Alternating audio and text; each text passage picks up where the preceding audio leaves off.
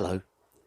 So today I'm here in my office because as it's the day 13 Aq'ab'al, things didn't go exactly according to plan, and so ended up being a bit late, and it's dark outside now, so I decided to do an indoor video today. So I'm here to talk with you today about the Trecena of No'j and what that might bring for us. So I decided that in front of one of my bookcases would probably be a good place to talk about a Trecena which deals with knowledge and with dealing with understanding, and of course using that knowledge to solve problems. So when I think about No'j, one of the things that I think about is how No'j is used to collect information, or rather how people who are carrying No'j in particular often have a very, very good store of information. Now, it's that information, that knowledge that we use to solve the problems around us. And we could see that with the Trecena of No'j, this is or could be the renovation of knowledge. This could be about discovering new knowledge, especially being as we're starting with the day 1 No'j. So this is very much about the new knowledge that comes to us, a new understanding that comes to us. So whatever we're doing during this Trecena can have a lot to do with like taking on board new information, things that we didn't know before. Obviously, that's what new information is, right? And then using that to solve problems. So it could be looking at things in a new way. It could be understanding things in a new way, or it could become some kind of revelation that comes to you through the understanding of a new form of knowledge. So of course the one gives it the potential to grow, the potential to become something, but we're going to need some assistance. And so 1 No'j could really kind of like consider that we go outside looking for that knowledge, that new knowledge comes to us in a way, or knowledge which is new to us rather comes to us, so that we can use it to integrate and help our plan to grow. From 1 No'j, we're then going into 2 Tijax. So Tijax, well, I've got my props here today, so I might as well get 1 or 2 out, right? So Tijax, the obsidian blade. Tijax, that which we use to cut, that which we use to release. And Tijax is very much seen as an energy of discernment. It's discerning what you want to keep and what you want to cut yourself free from. It's also about looking through things with a very, very fine eye and saying, right, okay, is this going to be useful or is this not going to be useful? So you may find that 2 Tijax may be a very good day for the discerning. And it's almost as if, like, with the 2 being kind of like very polarized, very dualistic. It's like good, bad. There is kind of like no in between. There's not a lot of grey areas with 2 Tijax. It's like either it is very, very useful and we're going to keep it, or we don't need that anymore, let's cut it away. And of course, cutting it away is going to give us the room to take more on board. So you might use the 2 Tijax day to discern the knowledge that you gain on the 1 No'j day. It's like, right, okay, what's really useful to me in there? What can I use from that knowledge? What is going to help me to move forward? And what maybe isn't so useful? What's just going to be kind of like information taking up space? 2 Tijax might bring that revelation very much into the light, as it were. So you can cut away that which you don't need. Of course, Tijax also releases us from the things which, are holding us. And then it's about cutting through to the truth. And so we may see on 2 Tijax some truths coming up in a very stark reality, a very dualistic reality. It's either that or it's that. There is no in between. So hopefully it won't be too strong a day, because it's only a 2, so it's a relatively mellow day. But we might find on 2 Tijax we kind of like get some revelations about really what is kind of like in our best interest and not in our best interest, let's say. From 2 Tijax, we're then going to go into 3 Kawok. So Kawok, the birthing. Now, this for me is a very important day because it is a continuation from 8 bats. It's a continuation from Aq'ab'al. Because in the cross of Aq'ab'al, we have 13 Aq'ab'al, the conception that comes from spirit or from the ancestors, gets woven through the creation of matter in Aq'ab'al, and then we go to 3 Kawok. Well, how does 3 Kawok fit in? Well, it's this pairing of days between 3 Kawok and 4 Ajpu, which I'll talk about in a moment. But 3 Kawok, Kawok being the midwife, that which helps to bring new life into the world. Where's it coming from? Well, it's around the inner world. It's around the home. And so it really is like if we see 3 Kawok in one way, we could see that it's about the inner world. It's about the removal of obstructions. Because Kawok is here to wash away the blockages to the new growth. It's here to open the way for the new birth to happen. And where is it opening that way? Inside, because it's combined with the number 3. So it's a great day to go through any processing that you need to go to allow you to birth into the new world. It's also a day to be kind of like working on how you might develop your home, because the 3 can connect with the home. And again, Kawok could be about bringing new life into it. But there's something bigger than that. The day after is 4 Ajpu. So 4 Ajpu, I see, well, here we go, here's another prop that we can use. 1, 2, 3, 4, the cross formation. Now, if we put that on its side, we would see that red in the east, black in the west, white in the north, yellow in the south, for example, as one way that some people see it here. And so the cross put on its side represents the 4 directions. And as I speak to you on this day of equinox, and we remember that we have the equinoxes and the solstices as the 4 stations of the sun as well, 4 is very much about material plane of existence. And what is Ajpu about? Well, Ajpu is about the divine. It's about bringing the sun. It's about bringing life. It's about the divine path. And so 4 Ajpu could be seen as very much about translating your divine path into a reality. Now, the other way that we could see it is that if Ajpu represents the divine and 4 represents the material, or at least materializing, then we could see it as the materialization of the divine into reality, into the practical. And this, I think, is what 3 Kawok is birthing. And so you see how that progression moves like that. And what we see in places like Stella C at Kirigua, that the day of creation of this civilization was on 4 Ajpu 8 Kumku, 2012, December 21st, 4 Ajpu 3 Kankin. 4 Ajpu is always seen as a creation day, and I feel that it's the manifestation of the divine into the physical. That's why it finishes off this sequence. So we got 13 Aq'ab'al, the conception from the spirit, through 8 bats, where it's woven together, where the material is created. And then 3 Kawok seems like a little bit of an odd one to have as the end, until you realize that is the 3 representing the home place. Well, this is the emanation, the birth from the home place, which manifests 4 Ajpu the following day. So it's a great day to be working, like bringing your divine path into the physical in whatever way, shape or form that might be. It's a day of creation. So 4 Ajpu is very, very potent for creating whatever it is that one No'j has given you the idea to create. From 4 Ajpu, we're then going into 5 Imox. So again, we could see this as being highly creative. Imox representing the lake, the oceans, the water, also representing our dreams. And so 5 Imox we could see as a great day to be working on our dreams. Now maybe this new information that's coming into you from places like this, as it were, is something which is helping you to understand how to bring your dreams into reality.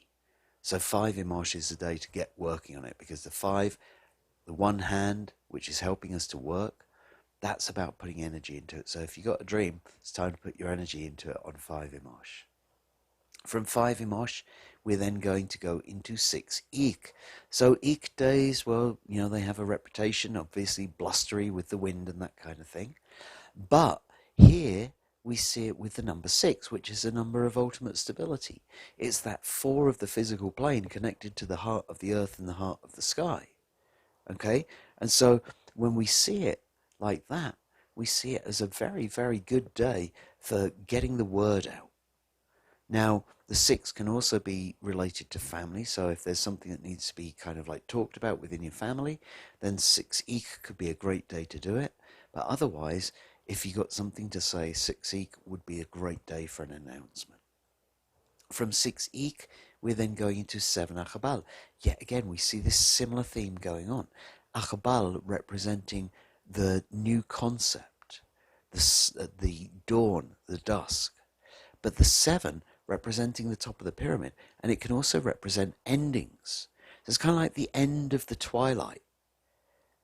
I always have this idea about 7 Aq'ab'al as it being like the first ray of sun piercing the horizon, bringing the light to the world. And so when we see it like that, we can understand this is the completion of the concept. Now, it's hardly surprising, having gone through that 3 Kawok, 4 Ajpu, then the energy going into the dreams and all of those kind of things. But 7 Aq'ab'al is very much about, let's say, dotting the I's and crossing the T's of your project and getting that concept out into the world. And so it's finalizing the details in preparation for the next step. After 7 Aq'ab'al comes 8 Cat. So Cat, the carrying bag, the net. Cat, which brings everything together. And here we see it with the number 8. Now, one of the great ways to celebrate 8 Cat would be to celebrate the harvest. Now, I'm sure that in our northern hemisphere, there's not many people celebrating much harvest now, maybe lemons somewhere or something like that. But it doesn't really seem to fit in quite that same way. But when we go back and we think about 2 Tijax, Tijax was giving us the discernment to decide between one thing and another, what we're going to keep and what we're going to let go of.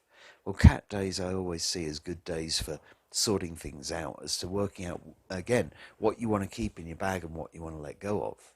And here we see it with the number 8. Here we see things in totality. And so this is an excellent day to make ceremony, to give thanks for what you are carrying in your bag, whether that is a harvest that you've taken, whether it is the things that sustain you, whether it is working out what you need in totality to take you on your journey. 8 Cat is a good day for wrapping things up and making sure that you're carrying with you exactly what you need for this new plan that you're bringing in. Now, of course, that's also going to be involved with the release of some things as well. Again, sort of seeing, well, that doesn't fit anymore, that's not needed anymore, I'll let go of that. We could also see it, and one which is particularly important, or I would see it as particularly important, is that 8 Cat is a great day to make ceremony to give thanks for our liberty, because Cat can represent the prison or it can represent being bound. And so on 8 Cat, this is the day of liberty. From 8 Cat, we're then going into 9 Can. So we have Can representing the body lightning, representing the life force energy, representing the energy that flows through each and every one of us. And when we engage with it, it brings wisdom. And so here we see it with the number 9. And the number 9, of course, I usually would say is the realm of the feminine. And so this is very much about feminine wisdom. This is very much about our female teachers as well, because can represent our teachers. So it's a great day to pay our respects to our female teachers. It's a great day to engage with them.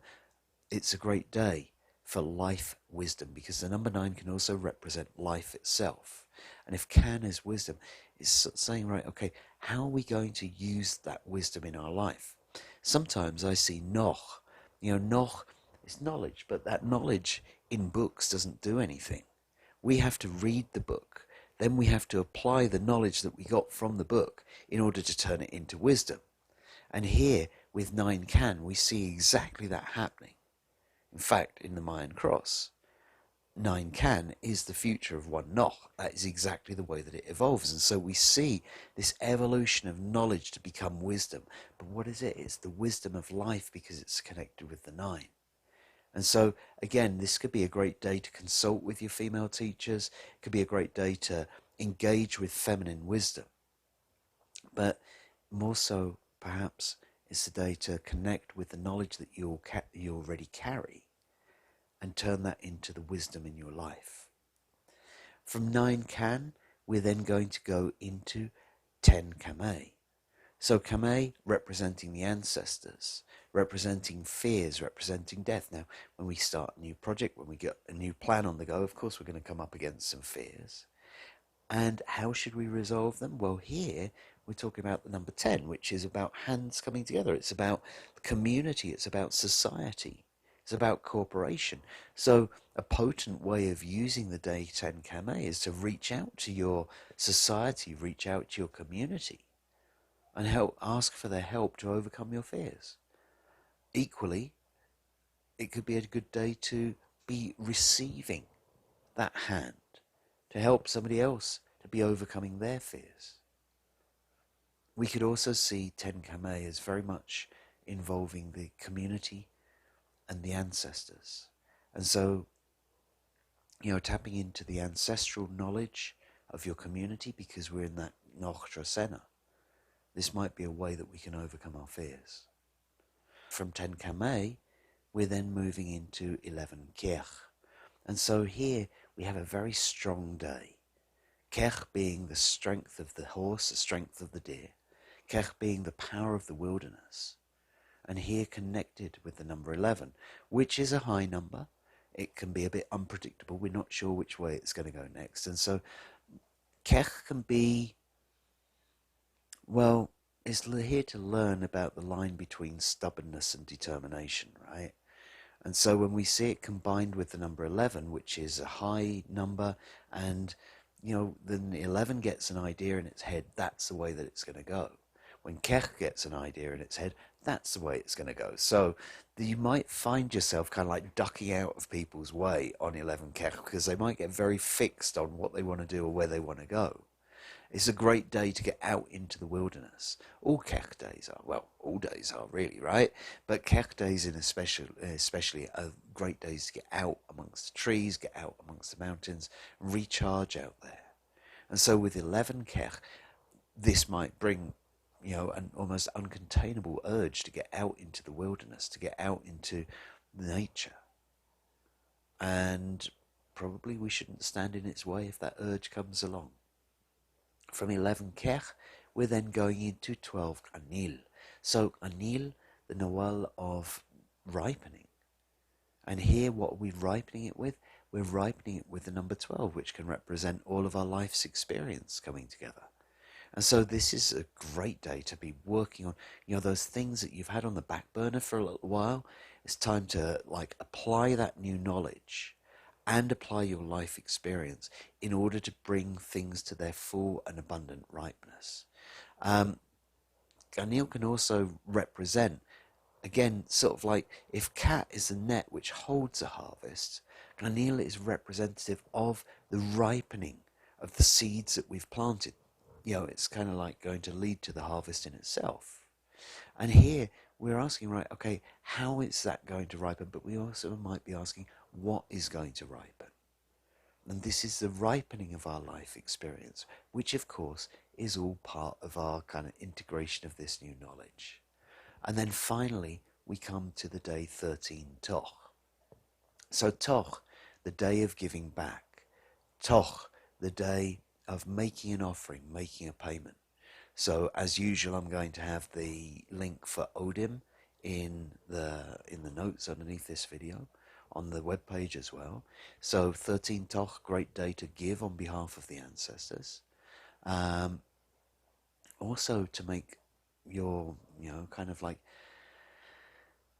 to pay what might need to be paid, whether it's on behalf of your ancestors or whether it is to your ancestors. Either or. It could be either of them. But 13 Toch is a great day to make any form of payment. It suggests, with the number 13, that this might be more on the ancestral realm, it might be more on the spirit realm, rather than like a day-to-day thing. But it would seem to me like payments made on 13 Toch will have repercussions throughout the spirit world and pave the way for your new idea to come in. Okay, so that's been the Trecena of No'j. I hope that this has been very useful to you, and I look forward to seeing you in 13 days' time. Thank you.